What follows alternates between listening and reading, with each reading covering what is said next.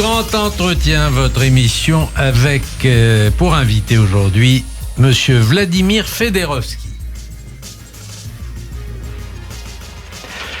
Vladimir Fedorovski, bonjour. Bonjour. Je vous présente, vous êtes écrivain, ancien diplomate russe, vous êtes historien, et on vous a reçu pour beaucoup de vos livres, et le dernier s'intitulait « Amour et inspiration », paraissant chez Balland, mais on a décidé aujourd'hui de retracer votre carrière et de vous consacrer toute une heure, enfin une heure radio. Quel plaisir, mais en attendant, Amour et inspiration pour les fêtes. C'est un livre qui fait rêver. Amour, mystère et qui va faire l'objet d'ailleurs d'un spectacle, puisque le 12 janvier à la salle Gaveau à Paris, vous allez présenter ce livre. Absolument, je vais raconter mes histoires, mais c'est les soirées traditionnelles, la veille de Noël en russe, pour vous dire, pour fêter, pour oublier la tristesse de notre époque. Je vais raconter les histoires qui font rêver, mais j'aurai avec moi, depuis des années, je les aime beaucoup, vous les connaissez, c'est les musiciens de trio Kabak qui vont chanter les airs traditionnels russes et les virtuoses, y compris, il y a vraiment des meilleurs spécialistes du monde de la balalaïka. Mystère et amour et évasion à la salle Gaveau à Paris le 12 janvier à 20h. Et j'espère que vous serez nombreux. En tout cas, moi, j'y serai. On a donc décidé de vous consacrer une heure. Une heure radio, ça veut dire 50 minutes. Et on va commencer par vos débuts, par dire que vous êtes né à Moscou d'un père héros de la Seconde Guerre mondiale et d'une mère spécialiste de la planification. Bien sûr, c'est bien dans ça? Ma famille, vous comprenez, il y avait 12 personnes qui ont péri sur le front dans la lutte contre les nazis. Et pour moi, c'est une période, c'est pour ça aussi que je viens à votre radio et je suis inconditionnel de votre radio, parce que je pense qu'on doit garder le souvenir de cette époque terrible et de la lutte contre les nazis. Pour moi, je suis inconditionnel aussi de la vigilance face à leur naissance, de l'antisémitisme qu'on voit notamment en France. C'est pour ça qu'il faut qu'on garde cette période en souvenir. Dès l'âge de 14 ans, vous rêviez de devenir écrivain et d'écrire vos livres à la terrasse des Deux Magots à Paris. C'est vrai, c'est l'affinité, non? C'est quelle époque formidable. Vous savez, les Russes, ils sont des gens particuliers. Pour eux, Paris, c'est pas une ville étrangère. Les Russes, comme les gens venus de l'Europe de l'Est, il y a tant de Juifs qui sont venus autrefois ici, et pour eux, Paris, c'était un rêve. L'attachement à la civilisation russe, ils ont beaucoup apporté. Il y a quelqu'un que je raconte d'ailleurs dans ce dernier livre, il y avait Diaghilev, un très grand fondateur des ballets russes. Il disait, on est venu pas pour prendre, mais pour donner. Il y a tant de gens, vous connaissez ça. Oui. Vous savez, moi j'ai beaucoup d'amis qui sont venus, les Ashkénazes qui sont venus ici, s'il vous plaît, pour votre radio. Ils sont venus, ils ont forgé leur destin, ils aimaient la France et ils sont venus pour prendre, pas pour prendre, mais pour donner. C'est une clé. Et évidemment, le rêve parisien, ça s'est limité autrefois. Mais vous savez, c'était... Alors aujourd'hui, vous écrivez aux Deux Magots ou pas? Oui, ils m'invitent souvent parce que je leur fais la pub, parce que ils ont mis dans... En fait, il y avait un portrait de moi dans Le Monde, dans le journal Le Monde, et ils ont commencé par ça, et les gens de Deux Magots, ils m'ont dit que ça leur fait la pub. En fait, les gens viennent là-bas. Alors, vous avez été élève à l'Institut de Relations internationales de Moscou.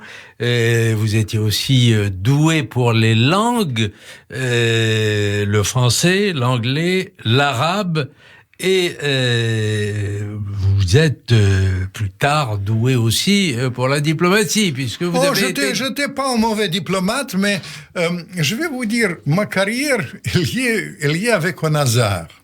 Moi, je connaissais quand même les langues, et j'étais envoyé au début dans un patelin pas possible, avec trois rues goudronnées, ça s'appelait Nouakchott. C'était Oui, vous avez été en Mauritanie. Mon premier poste Mauritanie, j'y ai passé 4 ans. Et puis, le hasard me guide parfois. Il y avait quelqu'un qui vient en Mauritanie, en sorte d'inspection, vice-ministre des Affaires étrangères.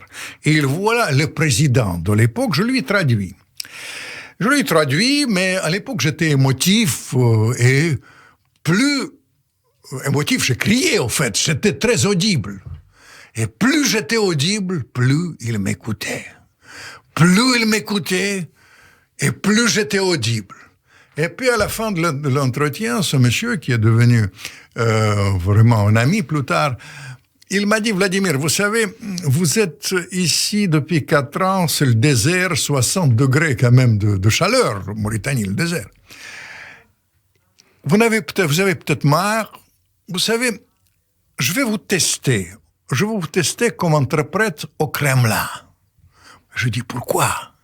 Mais parce que vous criez si fort. Et à l'époque, il y avait un dirigeant du Kremlin, s'appelait Brejnev. Il était déjà âgé, sourd. En fait, la sourdité de Brejnev, c'était la carrière. Et pendant 2 ans, je lui ai servi l'interprète. J'ai connu beaucoup de dirigeants de la région. Et il était plutôt content de moi. Comme il me captait, c'était pas si difficile que ça, parce qu'il était vieux et on a préparé les négociations qui ont été assez faciles à traduire. Et finalement, on le présente souvent comme un vieux schnock, vous le connaissez en Occident, comme quelqu'un qui était... Il était assez agréable avec ses collaborateurs. Et comme il était diminué, il a dit, qu'est-ce que vous voulez dans la vie? Je lui ai dit, écoutez, Paris, mon poste, mon rêve, c'est Paris. Et ce vice-ministre, elle était derrière. Autrement, ça aurait pu tomber dans l'eau. Et voilà comment vous êtes devenu l'attaché culturel à Paris. L'attaché culturel russe à Paris. Et ça, c'était la grande époque. Et vous avez d'ailleurs, une des raisons pour vous dire, je vais vous dire, le livre que je viens de sortir, Amour et Inspiration, est lié avec cette époque. Absolument, puisque vous vous retracez toutes les rencontres avec Chagall, avec Aragon, avec Dali. Manifestement, vous avez gardé un très bon souvenir de cette période. L'époque était extraordinaire, parce que vous savez, vous imaginez le rideau de fer, je sortais...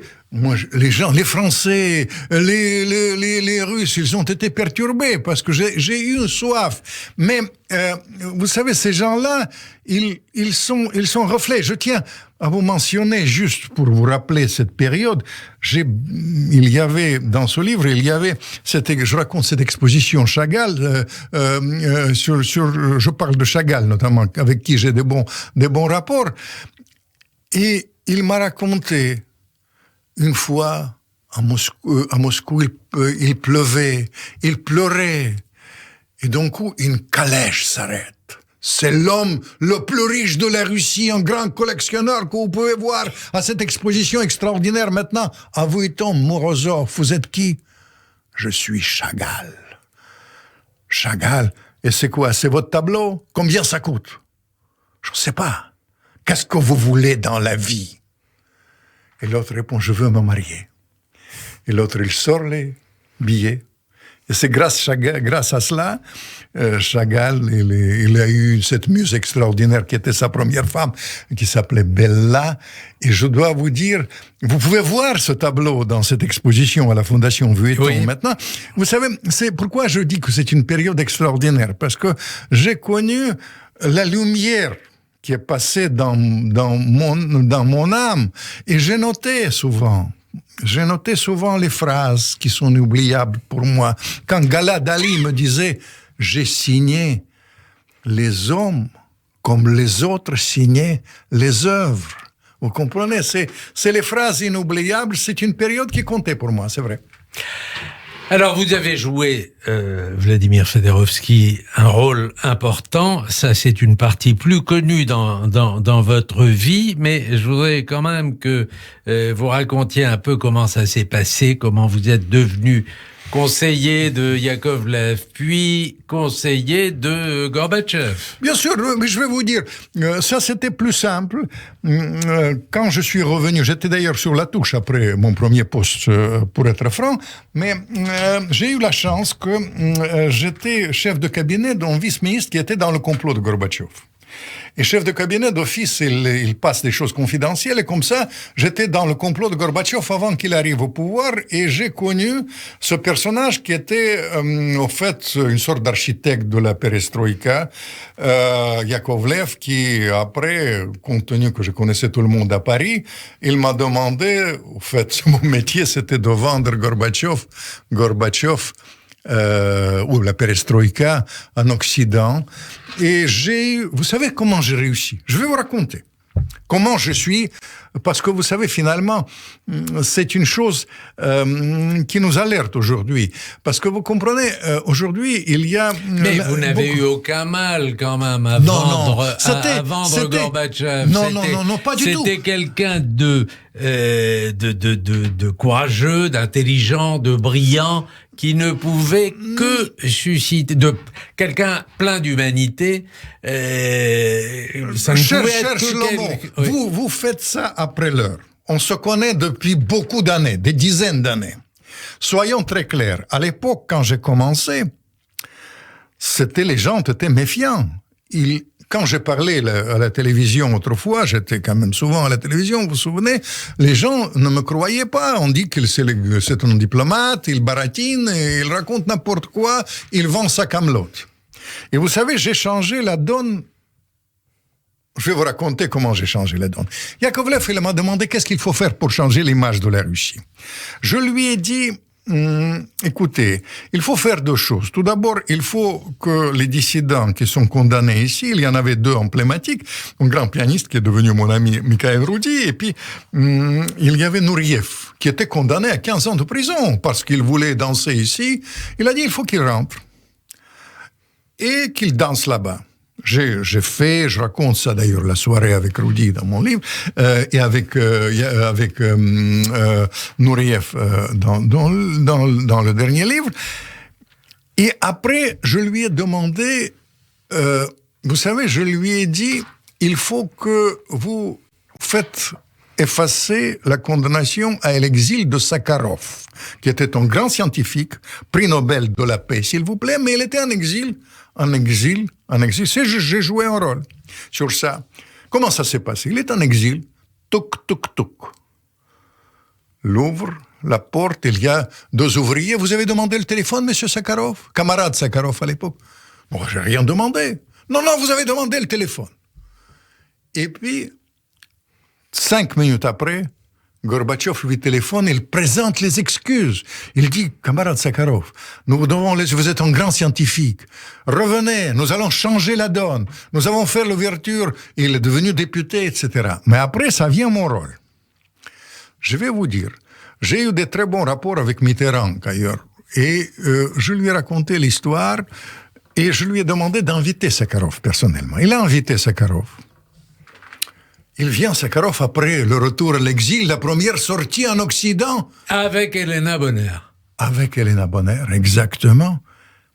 Non, cette fois-ci, il était seul. Il était seul. Plus tard, j'ai publié après dans ma collection Elena Bonner. Mais le truc, il vient seul. Tous les anciens sentiers soviétiques sont là.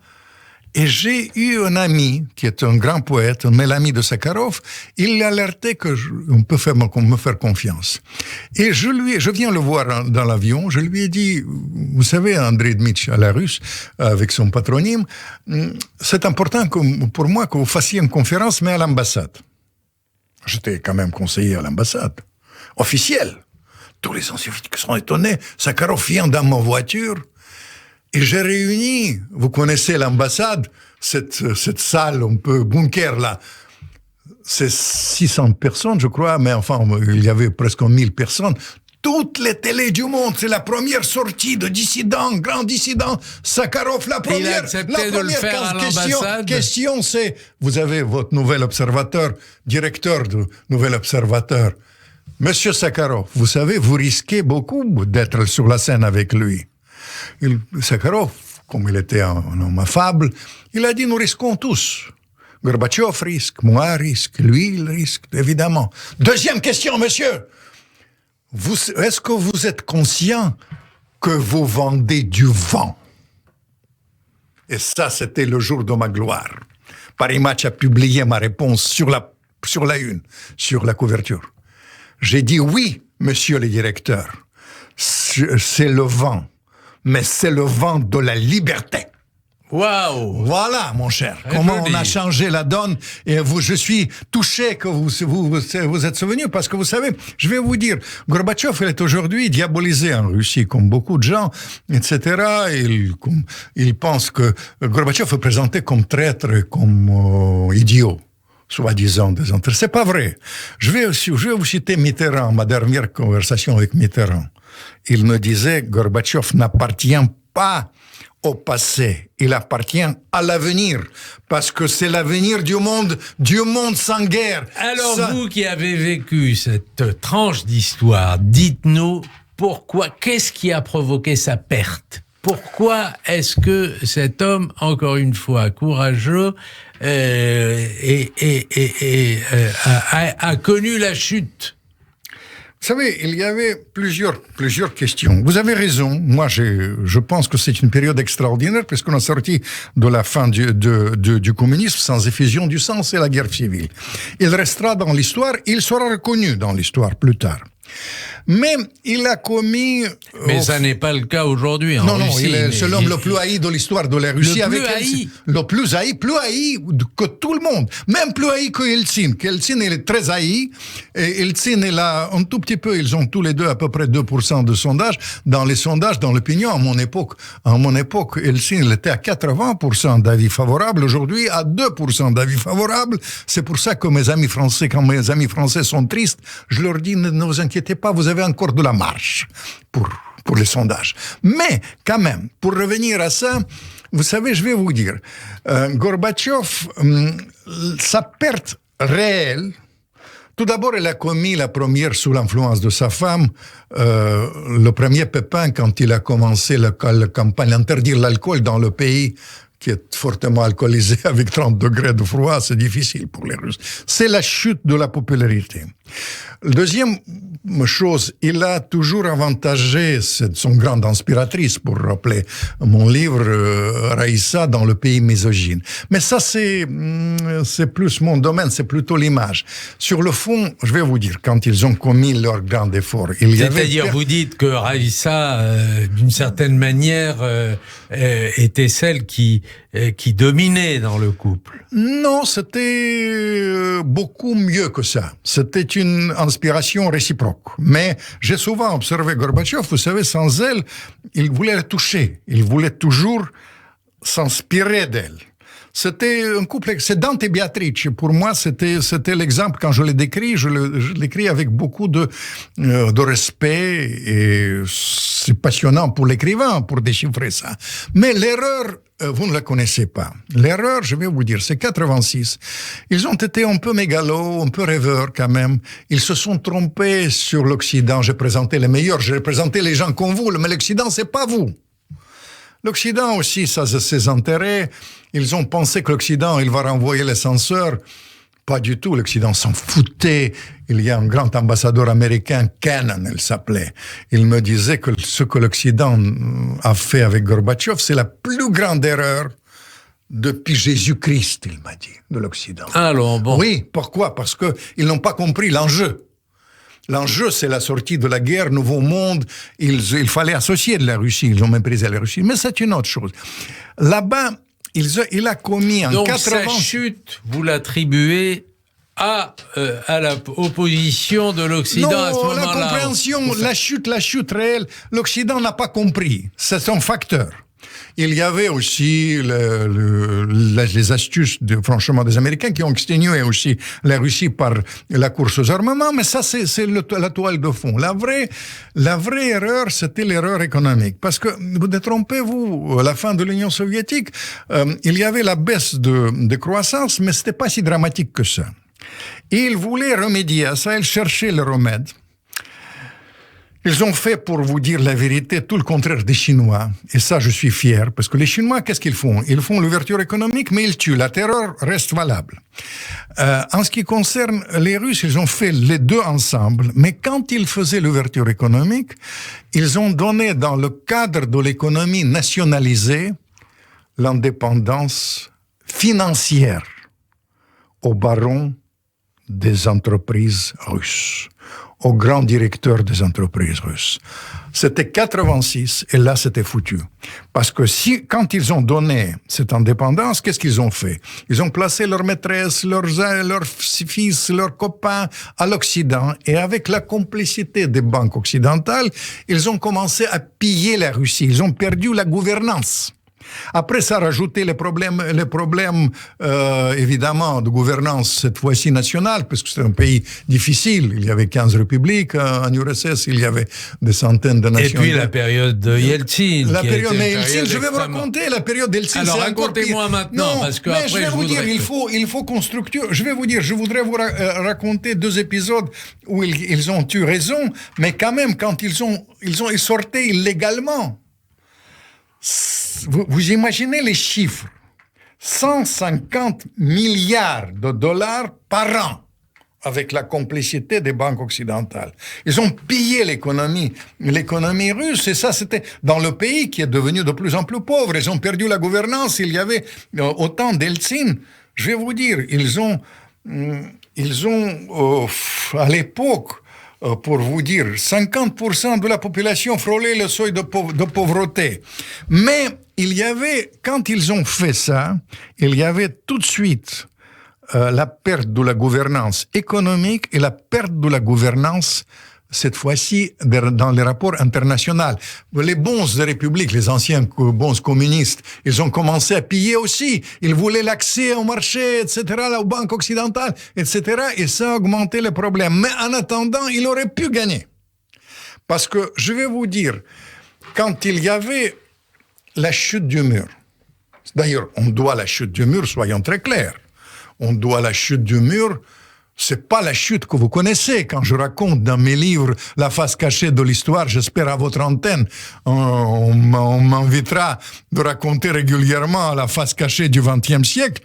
Il y avait des choses extraordinaires qui sont passées. Pour vous rappeler, tout d'abord 89, la chute du mur sans effusion du sang. Ça, c'est Gorbatchev. Ça, c'est Gorbatchev et Raïssa. Vous savez comment ça s'est passé? Je vais vous raconter. Juin 89. Il y avait un endroit très secret au Kremlin, les boiseries, on ne peut pas l'écouter. Il y avait 5 personnes autour de table. Le KGB, l'armée, et puis deux de mes copains, à l'époque, si vous vous souvenez, ministre des Affaires étrangères, Shevardnadze, et puis, évidemment, mon ami Yakovlev, architecte de la perestroïka, au milieu, Gorbatchev avec sa tâche. Au milieu, 5 heures de discussion. On ne sait pas comment ça tourne. Et Yakovlev, il m'a raconté le jour même, on savait pas quelle décision il va prendre. Parce que ils ont l'information à l'époque. Mitterrand demandait, il ne faut pas 2 Allemagnes. Thatcher demandait, arrêtez. La seule chose qu'il faut qu'on fasse, ça, très rapidement, qu'on prenne la décision. Et à ce moment-là, il y avait un geste, mais on doit faire une pause. Je vais vous raconter. Alors, vous me raconterez dans un instant, on va faire une pause et le grand entretien revient dans un instant.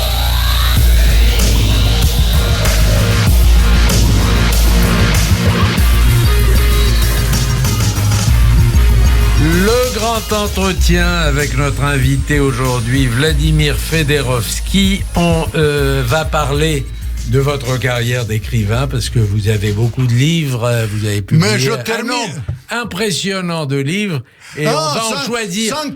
54 livres, mon cher. Voilà, alors on va en choisir, on va pas parler de tout, mais on va choisir quelques-uns de ces livres pour en parler, mais auparavant, vous en étiez à nous décrire la chute du mur, et... 5 minutes, 2 épisodes avec 2 grands impératrices. Vous vous souvenez?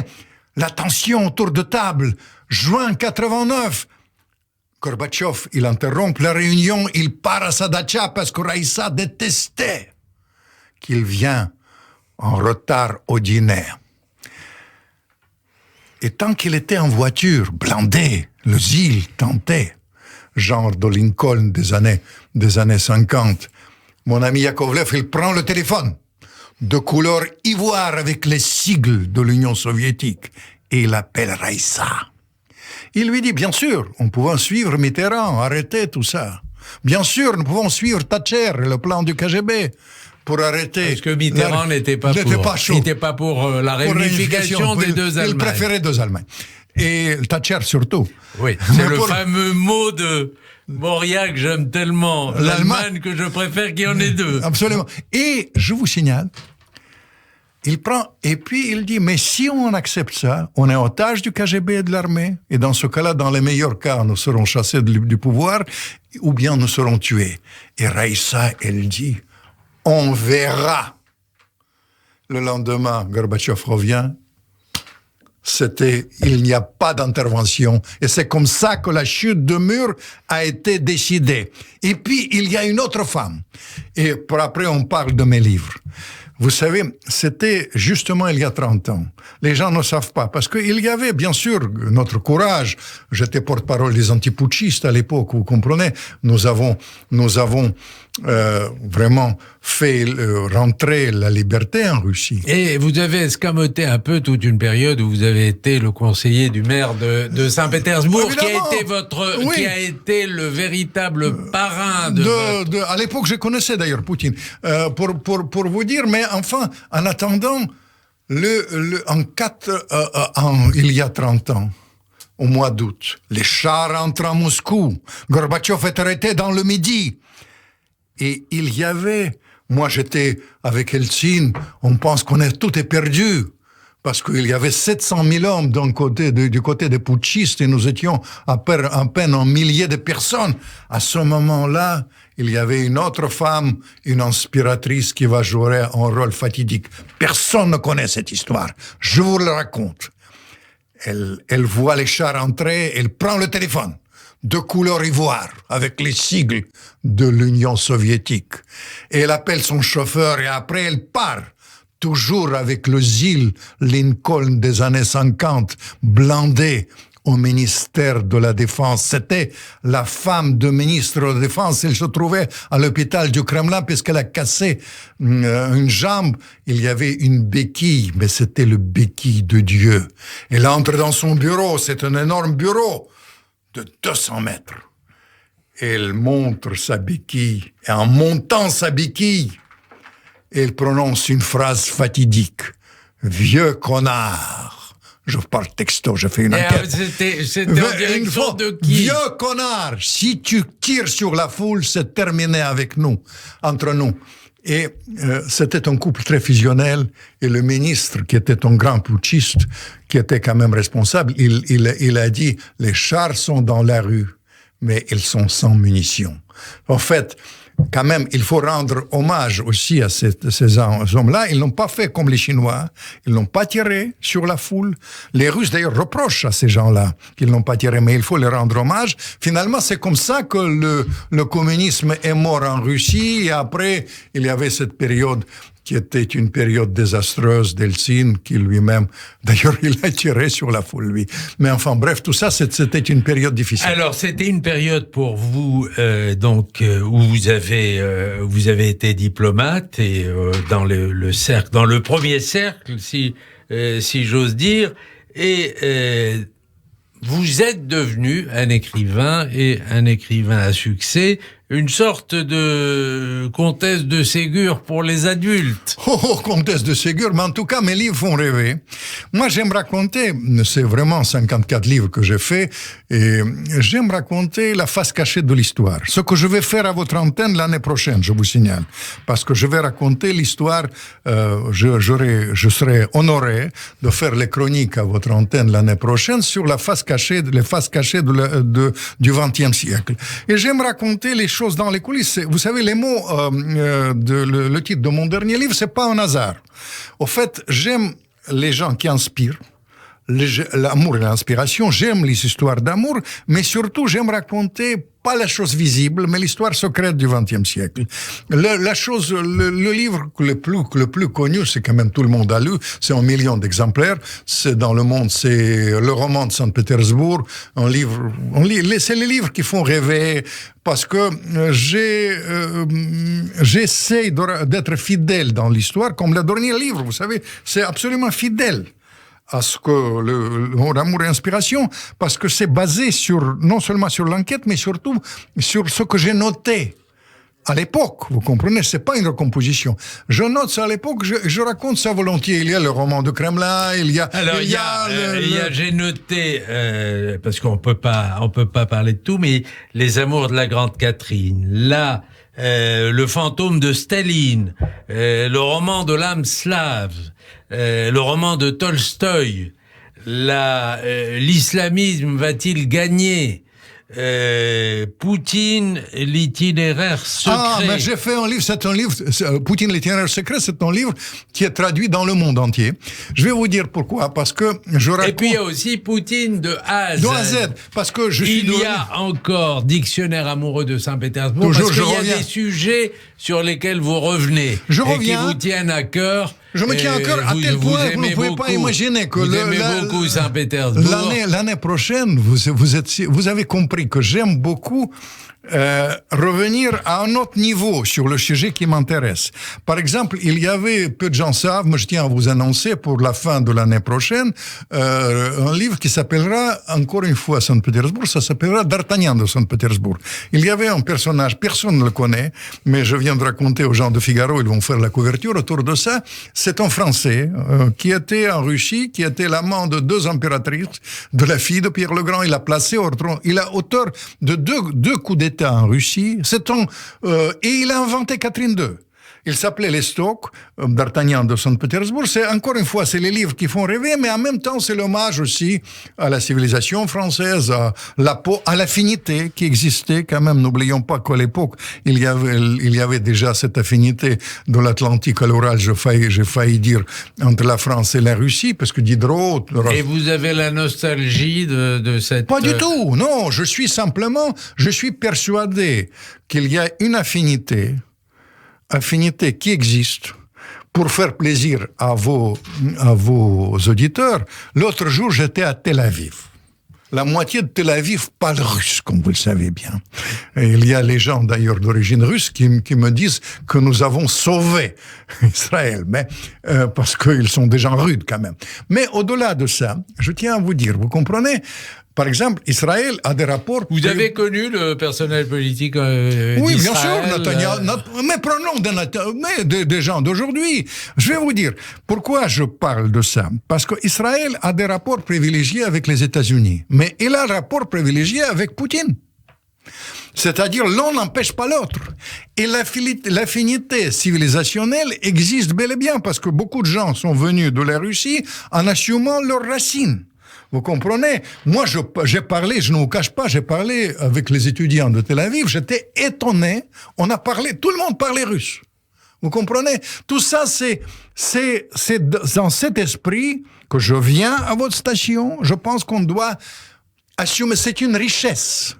Parce que, à la fois, tous les gens qui sont venus de l'Est en France, ils sont venus pas pour prendre, mais pour donner. C'est en rapportant leurs racines, mais pas du tout pour mépriser la culture française. Ils ont assimilé la culture française, ils sont devenus une partie très importante de la culture française. Et c'est dans cet esprit-là que je fais tous mes livres, qui sont souvent traits d'union, modestement traits d'union, entre la France et la Russie, entre l'Europe et la Russie, et c'est comme mes histoires d'amour. Il n'y a pas de dominant et dominé. Il y a une réciprocité. Vous comprenez? Alors, équilibre des intérêts. Alors, on va parler de... on en a convenu et vous m'avez dit on parle de tout. Alors, je voudrais qu'on parle de Poutine et je voudrais vous demander qu'est-ce que ça vous inspire quand un journal comme l'Obs titre avec en couverture Poutine 30 ans après la chute de l'URSS, le retour du goulag.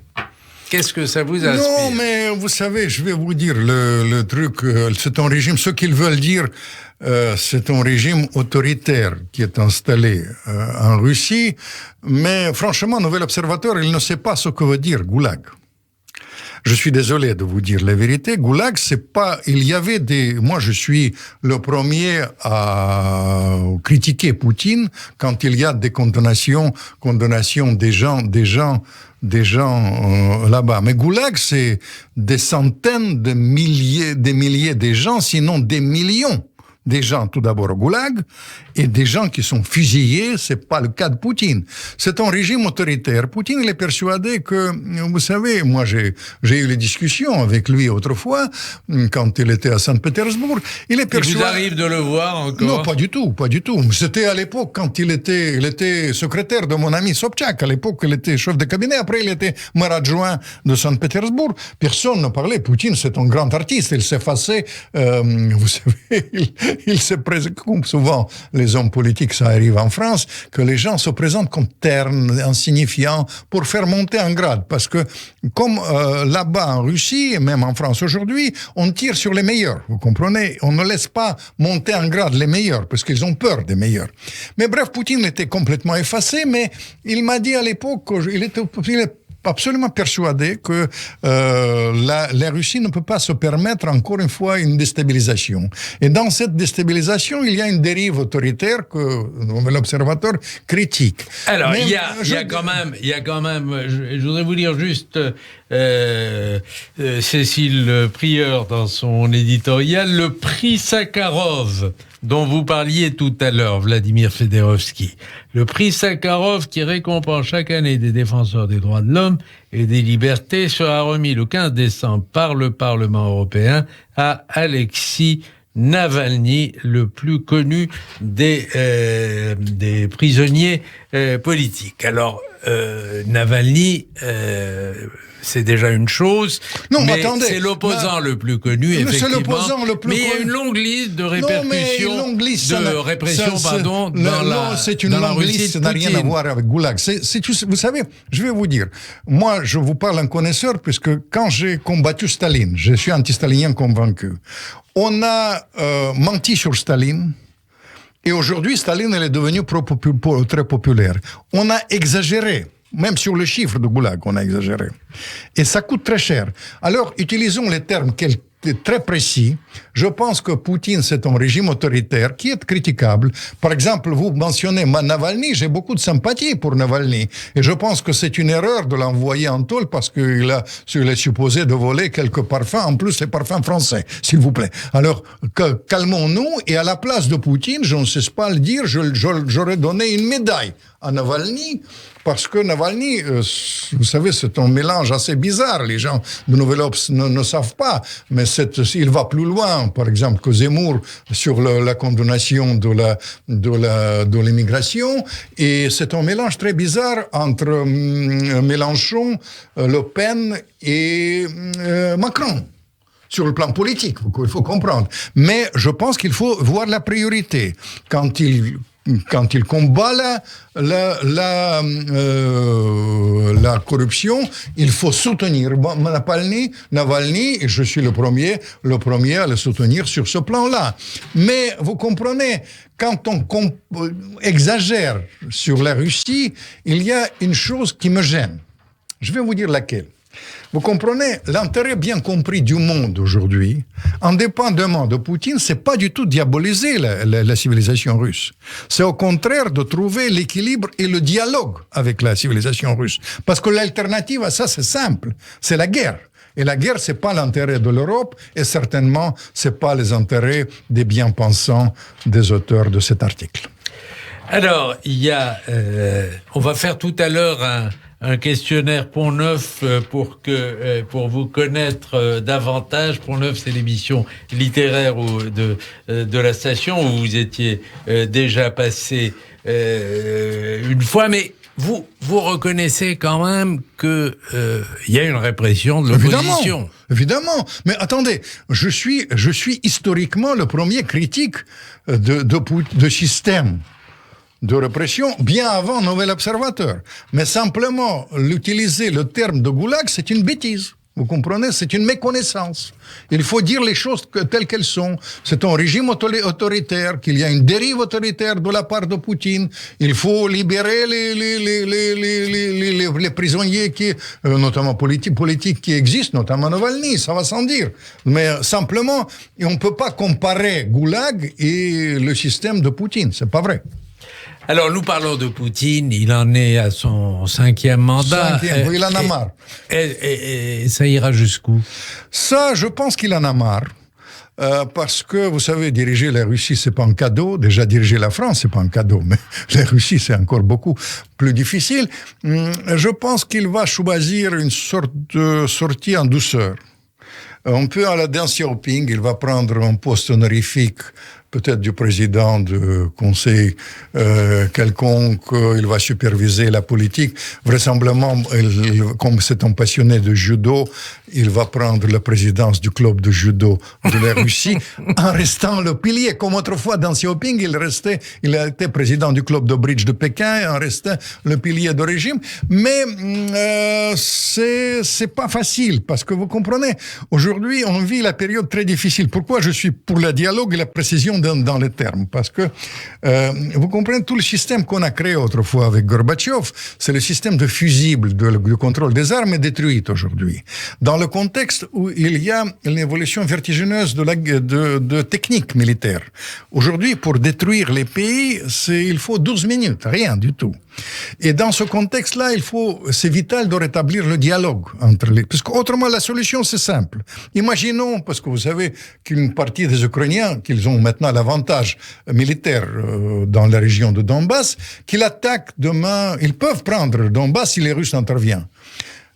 Il prend ça. Poutine, dans ce cas-là, automatiquement, il va aider là-bas les gens de Donbass.